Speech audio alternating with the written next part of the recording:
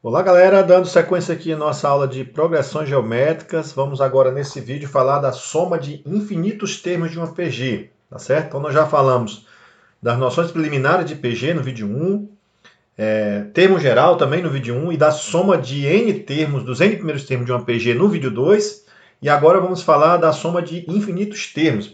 Primeiro a gente tem que compreender como é que é esse negócio maluco, né, de estar somando o infinito, como é que pode essa questão de somar o infinito. Então, para isso, vamos começar com o seguinte probleminha. Nosso problema motivador é o seguinte: infinitos matemáticos chegam a um bar. O primeiro matemático pede uma cerveja, o segundo pede meia cerveja, o terceiro pede um quarto de uma cerveja, o quarto matemático pede um oitavo de uma cerveja e assim sucessivamente. E são infinitos matemáticos. O garçom, muito irritado, sai, traz 2 cervejas e entrega a todos eles e diz que é suficiente. Pergunta: o garçom está correto? É suficiente essas 2 cervejas para esses infinitos matemáticos que fizeram o pedido desta maneira? Vamos verificar. Bom, então a primeira coisa que a gente tem que observar é o seguinte: o primeiro matemático pediu uma cerveja, o segundo matemático pediu meia cerveja, o outro pediu um quarto de uma cerveja, o outro pediu um oitavo de uma cerveja. Mas são infinitos matemáticos, né? Então o garçom trouxe 2 cervejas para todos eles. Então significa o seguinte, que o garçom pensou em somar, né, esses infinitos termos, né, essas infinitas quantidades de cerveja que cada matemático pediu. Primeira coisa que você observa, é óbvio, nós estamos falando de soma de infinitos termos de uma PG, é que essa sequência é uma progressão geométrica. Nessa progressão geométrica, o primeiro termo é igual a 1. Né? A gente observa que é 1. E a razão dessa PG é igual a meio, pessoal. Né? Você observa que a razão é igual a meio, porque você está sempre multiplicando por meio para obter o próximo termo desta PG. Só que nós queremos fazer aqui uma soma, né, mas é uma soma infinita, de infinitos termos. E como é que é esse negócio de somar o infinito? Será que é sempre possível somar o infinito? Vamos ver. Nós vimos no vídeo anterior que a soma de n termos, né, é igual a 1 multiplicado pela razão elevado a n menos 1 sobre q menos 1. Isso foi o que a gente viu, que a soma dos n primeiros termos de uma PG pode ser dado por essa relação. Então, vamos usar essa mesma relação para encontrar essa soma infinita. O nosso n, nesse caso, não é um n fixo, são infinitos termos. Então, vou usar esse abuso de linguagem aqui, de notação, para colocar aqui o símbolo do infinito, tá? Esse 8 deitado. É só para lembrar que nós estamos somando os infinitos termos. Isso seria, então, igual a 1, que é 1, multiplicado pela razão, que neste caso é 1 meio, elevado a n, eu vou colocar aqui o infinito, tá? Só como abuso de notação, claro que o que é 1 meio elevado a infinito, né? É um abuso de notação, mas vamos deixar dessa maneira, para simplificar aqui nossa vida, menos 1, dividido pela razão, que é 1 meio, subtraído de 1. Bom, o que acontece aqui, pessoal? Em toda essa expressão tem um pedaço aqui que está obscuro, que é esse 1 meio elevado a infinito. Qual é essa ideia de pegar 1 meio elevado a infinito?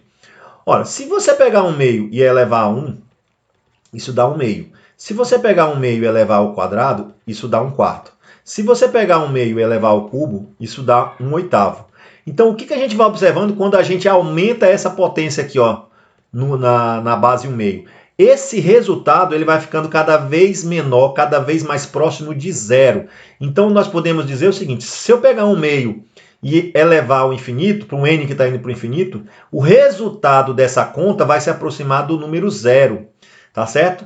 Essa é uma ideia até que às vezes foge ao usual quando a gente está no ensino básico, porque a gente pensa que sempre elevar uma potência vai dar sempre um resultado grande, mas na verdade, quando o número aqui é pequeno, né, está entre 0 e 1, quando essa potência cresce, o número converge para zero. Então significa que nessa expressão aqui, pessoal, esse 1 meio elevado ao infinito, na verdade vai para zero. E aí aqui em cima vai ficar o seguinte, vai ficar esse 1 multiplicado pelo que sobrou aqui, que é 0, né, menos 1. 1 meio menos 1 vai dar menos 1 meio. E em cima, então, ficou 1 vezes menos 1, que vai dar 1. Você ficou com, menos 1, né, em cima. E embaixo, menos 1 meio. Quando você divide aqui o menos com menos, vai dar mais. E 1 dividido por 1 meio, você multiplica a primeira pelo inverso da segunda, você vai obter 2. Então, significa que essa soma infinita converge para o número 2. O que é convergir para o número 2? O resultado dessa soma nunca chegará no 2. Também nunca passará do 2. Mas sempre que você aumentar o tamanho do n, ela vai se aproximar cada vez mais do número 2. E a gente resolveu isso usando a mesma forma anterior. Mas nós vamos já deduzir uma forma específica para PG infinita aqui para vocês observarem.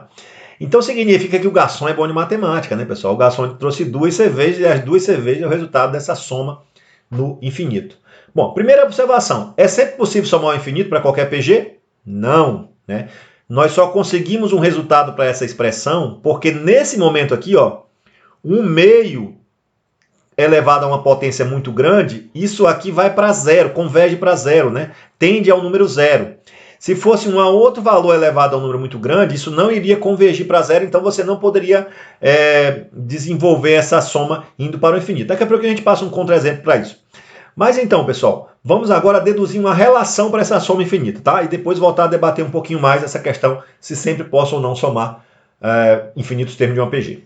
Então, como é que é a dedução para uma fórmula específica? Você parte da fórmula inicial, que o Sn, né, é igual ao A1 vezes o Q elevado a n menos 1 sobre Q menos 1. E, na verdade, o que nós estamos olhando? Nós estamos olhando o comportamento desse n aqui, ó, desse Q elevado a n.